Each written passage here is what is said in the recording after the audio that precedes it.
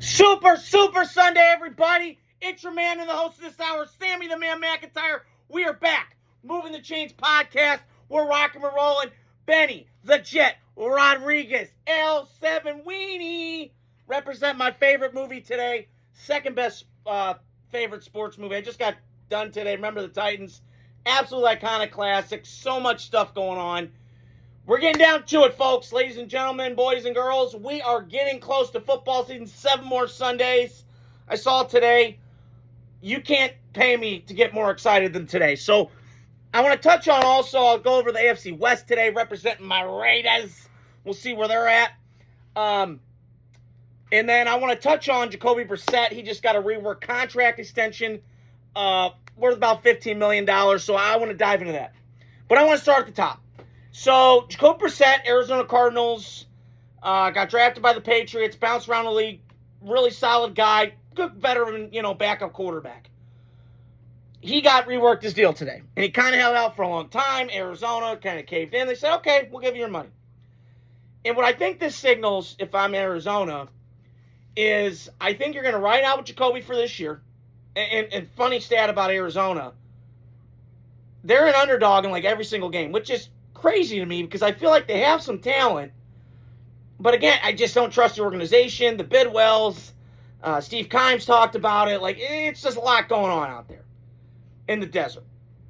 And I kind of felt like today, as I was thinking about this, they're kind of like the Jets. Them in Arizona are kind of like the Jets and Cardinals are the same thing.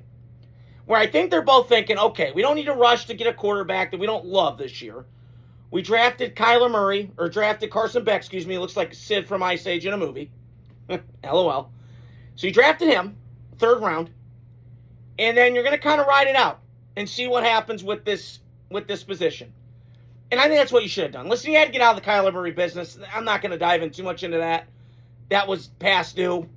Dumb move that they gave him that extension, but it is what it is. So now you can focus on getting the Cardinals on track. I think Michael LaFleur was a good hire. Shanahan guy, kind of knows the division in and out. He's going to have his hands full. This Arizona Cardinal team's got a lot of work to do. Offensive line gave up 59 sacks last year. They got their work cut out for them. But getting Jacoby Brissett in the building, has familiarity with his guys.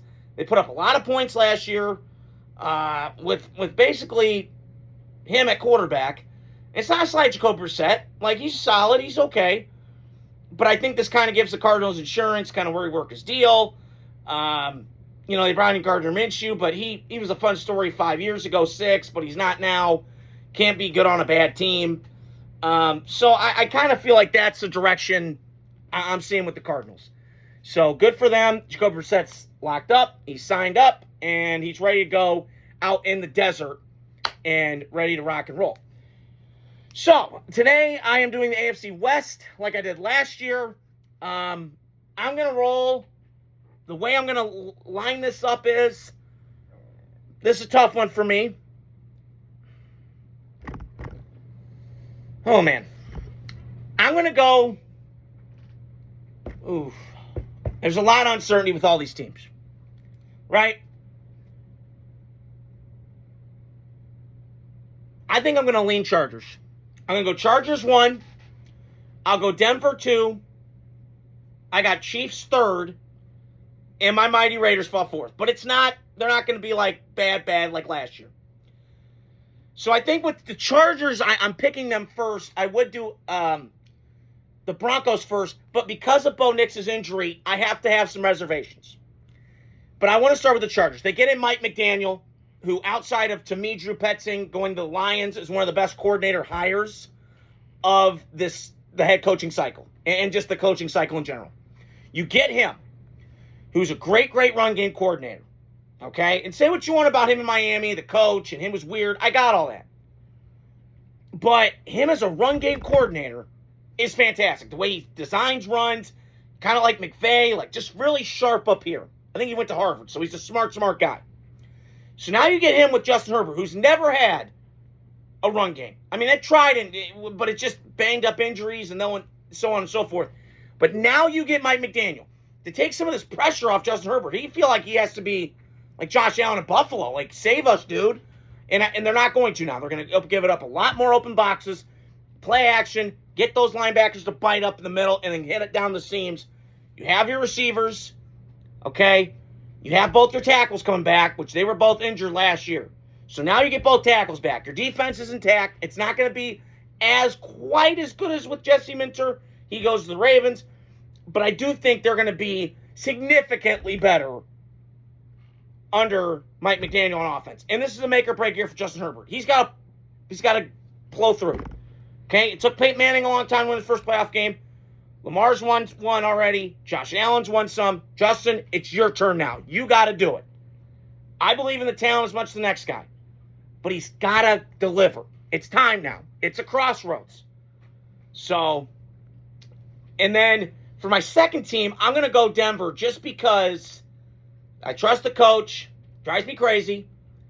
But Denver's got elite defense, solid skill players. They brought in Jalen Waddle, so that's going to bolt them up tremendously. Probably in like early season vibes. I don't know how good it is going to be late because he's a speed guy and Denver gets kind of cold. From that standpoint, it's going to be fascinating to watch that unfold. And then I also want to see how this Denver run game goes. Because to me, this Denver run game was solid last year, but it was kind of by committee. R.J. Harvey was a baller. He can catch the ball, in and out. And then, J.K. Dobbins, every time I watch him, he's a great player. It was Ohio State. He was a stud. But he keeps getting the injury bug. So I don't know what's going on. Javonte Williams kind of found resurgence in Dallas. It might be the Denver running back curse. I don't know. Because every time a guy goes there, he starts balling out, gets hurt, and he's never the same. So that happens with running backs. It's last possible position. You can just hit them anywhere and maybe deplete them. I don't know. But that's where I got the Chargers right now. Denver 2. I would have had them 1, but I'm really uncertain with Bo Nix and his health. If he didn't have the injury, I would probably put Denver 1, Chargers 2. But it can flip-flop, and that's just kind of what we'll see by the end of the year next year. In the third place, I have a lot of respect for the Chiefs, the Mahomes, Kelsey, Chris Jones, that whole crew, the dynasty that they had. The refs maybe helped it, but who knows? I've seen them twice live, and they're just a machine. And, I just feel like the Chiefs are kind of in this weird thing right now. They're getting older as a team. Brett Veach got hit on a lot of more picks because they're picking back half of the first round. Josh Allen or Patrick Mahomes is making all that money. So you're kind of, constricted-wise, salary cap. But I think they've done a nice job. They're well-run. Most of my life, they've just kind of been kind of solid at quarterback, but never elite till they got Mahomes. And it's changed their franchise. So I do think the Chiefs are going to be very good this year. They're not going to be like they were last year. They're just not. You knew that was kind of going to happen. They had the Super Bowl hangover, let down. They won all those close games the year before. They didn't last year. Chicago Bears are going to have that happen.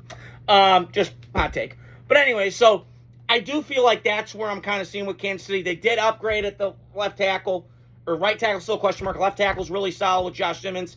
If he can just be on the field and not get hurt. I mean, he's like MIA, got to file a missing persons report because he was gone for that long time. I don't know what the hell happened. Still finding APB out for him. Whatever. So you got to figure out what the hell happened there. But in terms of, ability, he's got ability. And so you got him. Mahomes is still there. Andy Reid. You brought back Eric Bieniemy. So you should be good on the offense side of the ball. Defensively, you still got Spags. You lost your 2 corners, but you replaced them both with Mansour Delane, who's probably one of my favorite corners in this draft. Probably was the best one. It was McCoy from Tennessee had he not gotten his injury. And luckily for the Raiders, we picked him up. So that's where I'm going with that for the third spot. And then the fourth spot, last but not least, the mighty Oakland Raiders, Las Vegas Raiders, excuse me. I'm going fourth place, but it's not because they're going to be 2-14 like they were last year. They have Fernando Mendoza. They have Kirk Cousins. They brought in Clint Kubiak. They have Tyler Linderbaum. Linder Beast. Let's go, baby. So they're going to be a lot better. Okay?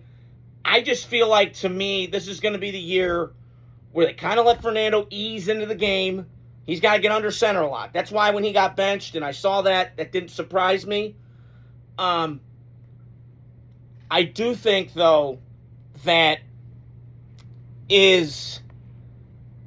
I'm forgetting what I'm saying here, but I do think Raiders are going to be a lot better in terms of competitive, being in games, not being awful. So I do think the Raiders are going to be a 6-7 win team, and then they're going to build off of this coming year for Fernando to finally take the keys over, because they only got Kirk Cousins for a year.